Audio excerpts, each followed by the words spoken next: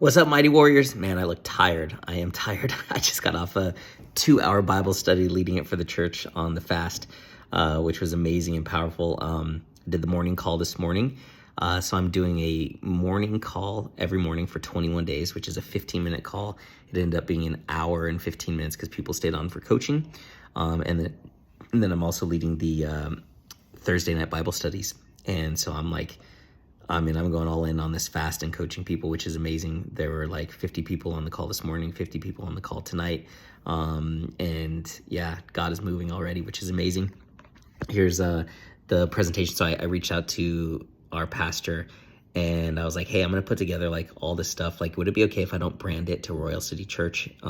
Because I feel like I'm going to be repurposing this and using it for my own stuff, maybe turn it into a course, a 21-day, fasting course or whatever. And he was totally cool with that. And so there it is. I think it's beautiful.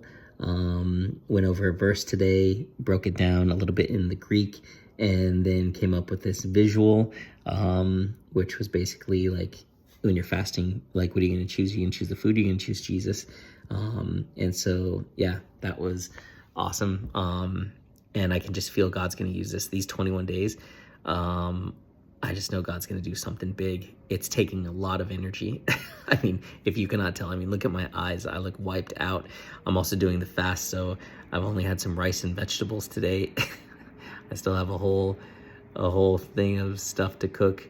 The kitchen is a mess because I'm still in the middle of cooking. I had to step away so I could do the Bible study. But man, God's using me. The way I spoke today in the Bible study was just like, whoa, who's that guy? But I just encourage you guys, like, just keep moving forward. Keep moving forward, because you don't know what kind of doors God is opening. You don't know what kind of opportunities he's going to put in front of you. When our pastor sat down with me 3 months ago and said, I want you to preach on stage, I thought that was the big opportunity. But what he also said, and then I want you to lead our church in a 21-day corporate fast, and I want you to do the Bible studies, the 3 Bible studies over 3 weeks. I thought the opportunity was the stage. The opportunity is the Bible studies, and I told him that I wanted to do a daily call. So I do that at 7:30, so I'm going to be doing our warrior calls from 6 to probably 7:25, and then jumping on this call. And hopefully by the end of those 2 calls, I can still talk and yeah, because that's a lot of pouring out. It's interesting because what you might see as an opportunity is only the beginning of the opportunity. It's the tip of the iceberg, because I'm seeing very quickly, just in day 1, that the real opportunity is to get to disciple and lead these people every day, and to coach them through this spiritual battle, which is fasting. And so you guys know that experience because we come together every day. And so it's interesting to do it with a group of people. And I'm just being me. I'm being real, which is awesome. I don't have to pretend to be something that I'm not. But I just look at this and I'm like, man, Lord, this is cool. Like, this is something that he just gave me, and that came, this didn't exist. This didn't exist 2 days ago. And so when we live into our fasting, when we live into our calling, like, we just have to understand God's going to provide. Like, even if you don't see a way, he's going to provide the way. He's going to show you the way, and he's going to give you everything you need to do what he's called you to do. And when he opens the door, man, it's just awesome. So I don't know what door this is opening, but I have a feeling it's going to lead to something big. 2025 is going to be significant for Warriors of God, for our church, for our army. And this is the start of that. I can just sense it. So maybe I'm wrong though, but I don't think so. So yeah, and I look at this, and this is producing fruit. The Bible calls us to produce fruit.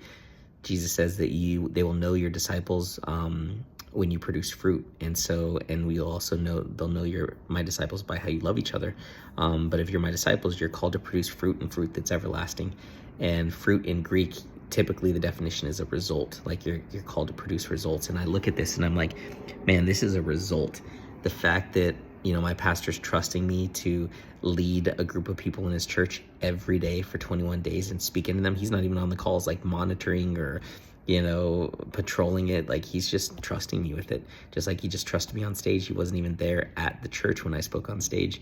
And so there's just a new level of trust and I think stewardship. And this is results. Like, this is awesome. And when you step into your calling, you're going to produce results. And you obviously give God the glory because he's the one who lined it all up. But people are going to look at your life and they're going to look at the results you're going to say you're going to get. And they're going to be like, how are you doing this? It's like, it's the Lord.